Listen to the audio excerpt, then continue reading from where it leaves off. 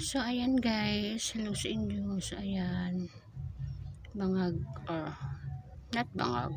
Iba na yung bangag guys. So, medyo haggard ako guys. Kasi nagising ako kaninang 2 AM. Kasi,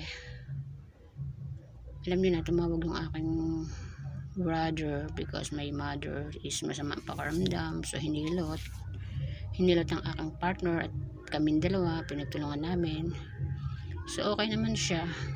Nung nahilot namin, umokay naman siya. Kasi pinasok lang siya ng damit. Medyo may edad na kasi yung mother ko guys. My mother age is 70 years old. So, ayan. Mula 2 AM hanggang ngayon. Umiglip-iglip lang. Hindi pa nakakatulog ulit. Kaya, ayan. Pansin nyo. Puyat. Ay.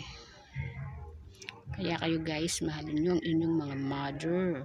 Alagaan. Kasi ako talaga kapag may nararamdaman ng mother ko is madalas ako yung humihilot. Yan. Minsan yung isa kong sister, young sister, pero mas madalas ako. And yung aking partner. Kasi magaling din manghilot yun guys. Talagang nakakagaling siya. So, yun lang guys, na-share ko lang sa inyo. So, ingat tayo palagi and God bless you.